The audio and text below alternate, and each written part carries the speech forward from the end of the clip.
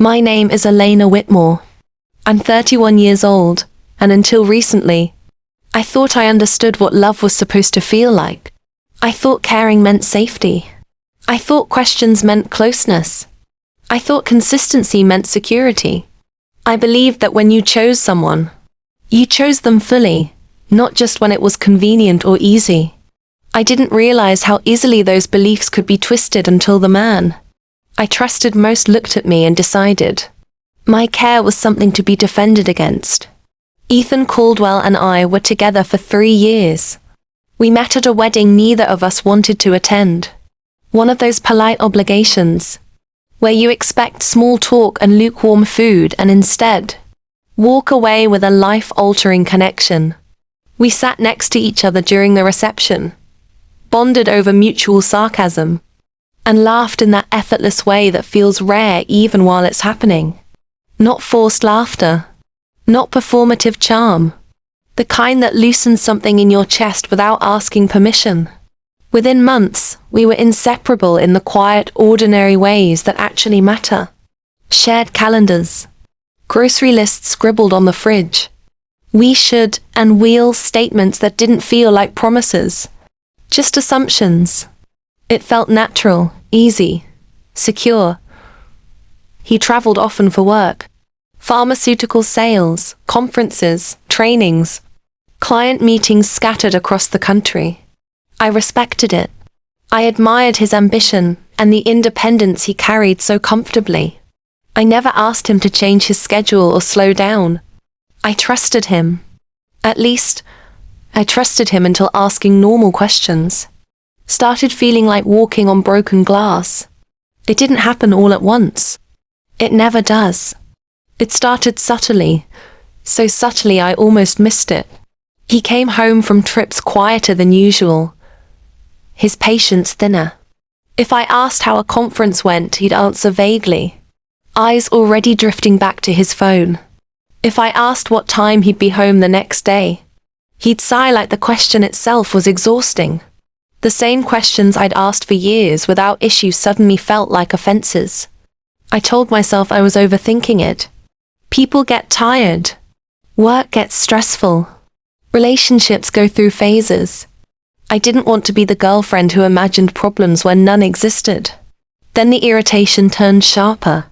3 weeks before everything finally cracked, Ethan went to Boston for a conference. He was supposed to fly back Monday night. Instead, he came home late Tuesday afternoon, dragging his suitcase through the front door with a look on his face, like he'd already had a long day and didn't want another conversation added to it. I smiled, genuinely relieved to see him, and asked casually how the conference went, whether everything was okay with the delay. He snapped, "Why do you always need to know where I am?" The words landed heavier than the volume. Defensive. Sharp, out of nowhere. I stood there blinking, my brain scrambling to catch up. "I was just asking about your trip," I said, confused. "No, you're not," he replied immediately. "You're always checking up on me. It's suffocating. Suffocating." The word echoed in my head long after he said it. I sat down on the couch, my body reacting before my mind could catch up. When had I ever tried to control him? I never stopped him from traveling, never accused him of anything, never demanded constant updates. I asked because I cared, because that's what partners do. I tried to explain it calmly, carefully, the way you do when you're afraid of making things worse. That's concern, Ethan. That's partnership. He rolled his eyes. "I need space," he said. "You need to back off." Something shifted in me then. Not anger. Not yet. Something quieter. Something observant. "You're right," I said after a long breath. "I've been too much." The relief on his face told me everything I needed to know. He'd expected resistance, an argument, tears. Instead, he got compliance. That night, lying next to him in bed, staring at the ceiling while he fell asleep, I made a decision that would change everything. I would stop asking, Stop checking. Stop reaching. I would give him exactly what he said he wanted. And see what happened when I disappeared emotionally the way he claimed to need. The next morning, I didn't text him good morning. When he left for work, I didn't ask about his meetings. When he came home that evening, I was on the couch reading. He asked how my day was. I said it was fine and didn't look up. The silence lingered longer than usual. At first, he didn't notice. Or maybe he noticed and assumed it would pass. I stayed polite, present, detached. When he left early, I didn't ask why.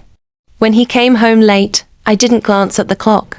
When he took calls in another room, I didn't listen. I gave him space so precise it felt intentional, almost clinical. By Thursday, the shift unsettled him. He hovered in doorways, sat closer than necessary, made noise with his phone like he wanted my attention. When I didn't react, he finally asked if everything was okay. Yeah, I said. Why wouldn't it be? He studied my face like he was searching for something to argue with, some emotion he could push against. I gave him nothing. That weekend I left. I didn't announce it, didn't argue, didn't explain. I packed a small bag Friday afternoon and booked a flight less than an hour before heading to the airport. My best friend Marcus lived in Miami. When I called him earlier that week, my voice tight and explanation vague. He didn't interrogate me. He just said, "Come." When the plane lifted off, I felt lighter than I had in months. Marcus picked me up close to midnight, palm trees blurring past the windows. As we drove through warm streets that felt like another world, he glanced at me once and laughed softly.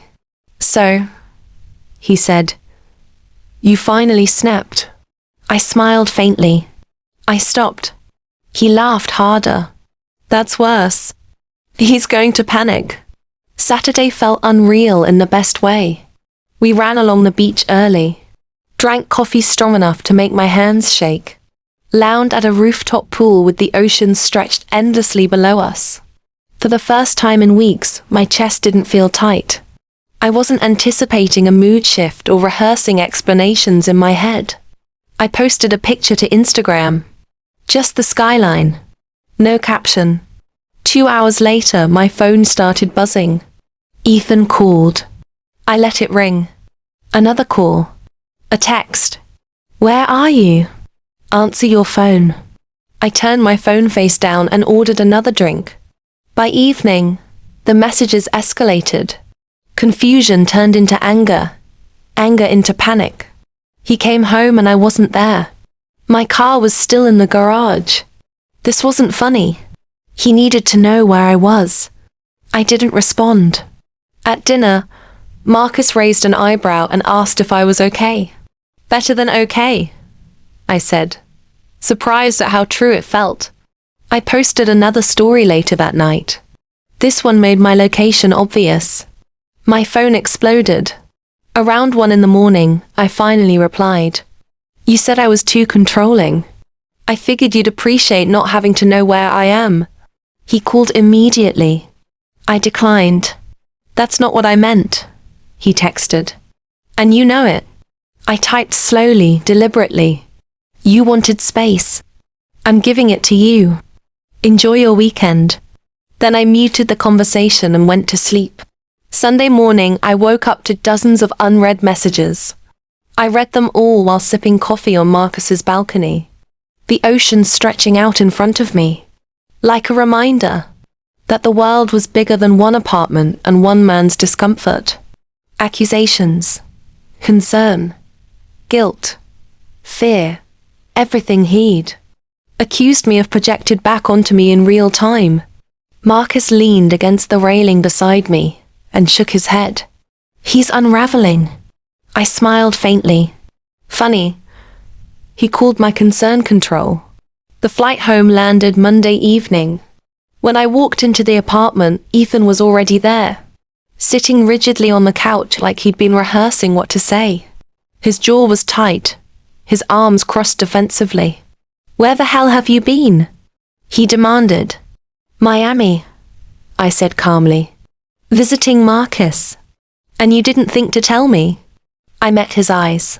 You told me to stop checking up on you. I assumed the same courtesy applied. His mouth opened then closed. Silence stretched between us, thick and telling. And in that silence, something became painfully clear. This had never been about space. It had always been about control. Ethan stood up slowly, like the anger in his body needed space to stretch. He paced once across the living room, then stopped, facing me with a look that felt more cornered than furious. You can't just disappear for an entire weekend, he said. Ignore me. Let me think something happened to you. I didn't raise my voice. I didn't move. You told me I was suffocating you, I said evenly. You told me you needed space. I gave it to you. That's different, he snapped. How? The question hung there, unanswered. He dragged a hand through his hair, exhaled sharply, and tried again. You were trying to teach me a lesson. This was petty, manipulative. A quiet laugh slipped out of me, more disbelief than humor. No, I said. This wasn't about you. This was about me protecting myself. That stopped him. His expression flickered, like something underneath had been exposed too quickly. I continued, my calm clearly unsettling him. For months, you've been pulling away. You've made basic care feel like an interrogation. You called me controlling for wanting to know if you landed safely. So I stopped. His jaw tightened. I could see the irritation building, but beneath it was something else. Panic. And you know what? I added. It felt good. For the first time in a long time, I wasn't anxious. I wasn't shrinking myself, so you wouldn't accuse me of something. His voice rose. So now you're questioning our relationship? Yes. The word landed cleanly between us. No apology. No hesitation. His anger faltered, replaced by something raw and uncertain. What are you saying? He asked. You want to break up? I want honesty, I replied. Real honesty. Not this.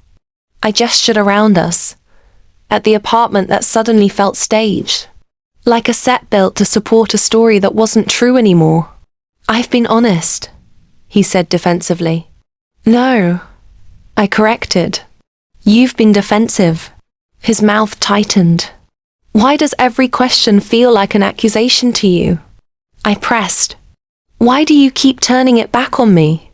He looked away, his gaze drifting toward the kitchen like it might offer an escape.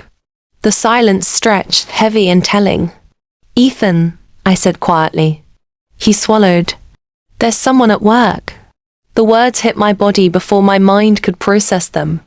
My stomach dropped, a sudden hollow sensation that made the room feel unsteady. What? I whispered. He took a breath, like he'd been holding it for months. Her name is Brianna. The name wasn't unfamiliar. I'd heard it once before, months earlier. Slipped casually into a conversation and then immediately buried.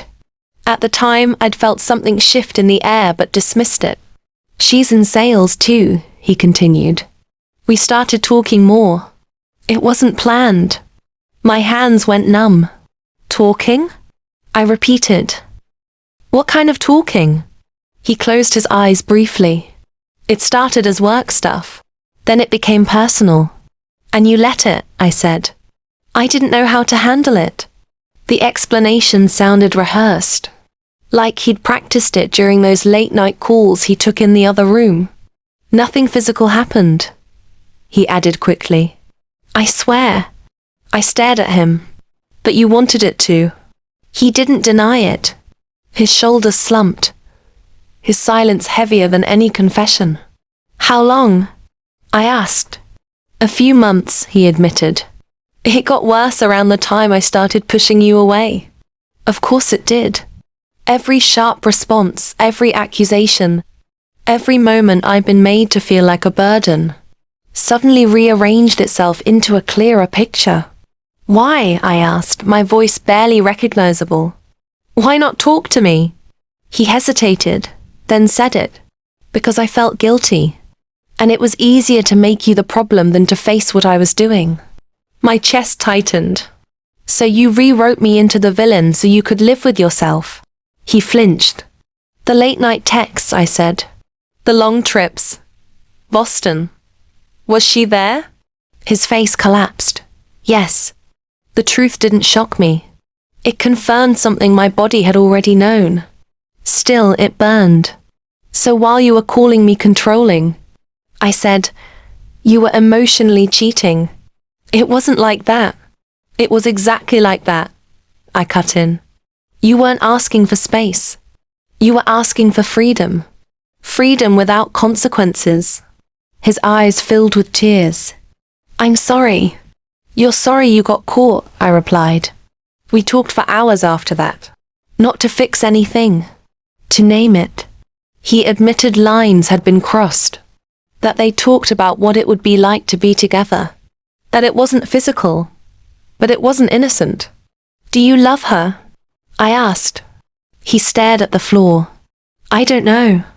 That's not an answer someone in a committed relationship should have, I said. By midnight, we agreed on something he'd used as a weapon for months. Real space. He packed a bag and left to stay with his sister. At the door, he paused, like he wanted to say something that might soften the damage. I never wanted to hurt you, he whispered. I looked at him, really looked at him, and said the only thing left that was true. But you did. The door closed behind him, and the silence that followed didn't feel like punishment. It felt like clarity. The first morning without Ethan felt unfamiliar, but not empty. The apartment didn't hold its breath anymore. There was no tension humming under the silence. No sense that I needed to be careful with my words or expressions. I woke before my alarm, made coffee the way I liked it strong, unapologetic, and stood by the window watching the city move without me for once. I let the quiet stay. For days, I didn't rush to fill it. I went to work and noticed how focused I felt. How much mental space I'd been wasting trying to manage someone else's emotions. I stayed late without anxiety. Finished projects that had been dragging. Spoke up in meetings without second-guessing myself. At the gym, my body felt lighter, like it wasn't bracing for impact anymore. I called friends I'd slowly drifted from, not because Ethan demanded it, but because I finally had the energy to be present again. Marcus checked in every night. You okay? He asked on Wednesday. I'm clearer, I said, surprised by my own certainty. Ethan texted a few times. Nothing dramatic. Carefully worded messages. As if he were afraid the wrong sentence might shatter something permanently. I didn't respond right away. I didn't owe immediacy anymore. By the end of the week, we agreed to meet. A small coffee shop downtown, neutral territory. Public enough to keep us honest. When he walked in, he looked different. Thinner. Tired in a way sleep doesn't fix. I've been thinking, he said after we sat down. About us. About what I want. I nodded. Me too. He hesitated, then took a breath. I have feelings for Brianna. I don't know if it would actually work, but I can't keep lying. There it was. Clean. Direct. Late. So, I said softly, you want to end this? He nodded, and in that nod I saw something I hadn't expected. Relief. Not happiness. Relief. I'm sorry, he said. You didn't deserve this. You're right, I replied. I didn't. We talked logistics. The lease. The furniture. The savings account we'd started for a future that no longer existed. It was strangely calm. The hardest part had already happened. The betrayal. The gaslighting. The realization that love had been used as leverage. Ethan moved out by the end of the week. The apartment changed almost immediately. I rearranged furniture, donated things that no longer felt like mine, bought a couch I loved without compromising. Friends came over more often. I cooked meals that felt intentional instead of obligatory. I made plans without worrying that wanting closeness made me needy. 3 months passed. I got a promotion at work. The kind that doesn't just raise your salary, it validates your instincts. I started dating again, slowly, carefully. Not out of loneliness, but curiosity. Then I met Liam. He was a physical therapist, direct and grounded in a way that felt steady instead of overwhelming. When I asked how his day was, he answered without defensiveness. When I cared, he didn't flinch. Through mutual friends, I heard about Ethan. He and Brianna dated for a few weeks. Once the secrecy disappeared, so did the thrill. They realized they didn't actually have much in common. He tried to reach out once. An apology. A suggestion to talk. I didn't respond. I wasn't interested in being someone's fallback plan. Last week I scrolled through old photos and stopped on pictures from Miami. Marcus and me at the beach. The skyline glowing at sunset. A drink on a rooftop. Condensation catching the light. I looked happy. Free. That's when it finally clicked. That weekend was never about revenge. It wasn't about teaching Ethan a lesson. It was about reclaiming myself. The moment I stopped chasing, stopped proving I was reasonable, stopped shrinking my care into something acceptable, he panicked. Not because he missed me, but because he lost control of the narrative. He wanted freedom without accountability, honesty without consequences, a partner who would wait quietly while he explored other options. When I stopped playing that role, everything collapsed. I don't regret the years I spent with him. They taught me what I need and what I won't tolerate. Care isn't control. Questions aren't accusations. Love shouldn't make you feel guilty for wanting clarity. The apartment still feels different now. Not empty. Intentional. And every time I think about that weekend in Miami, I don't think about Ethan at all. I think about the moment I chose myself and never looked back.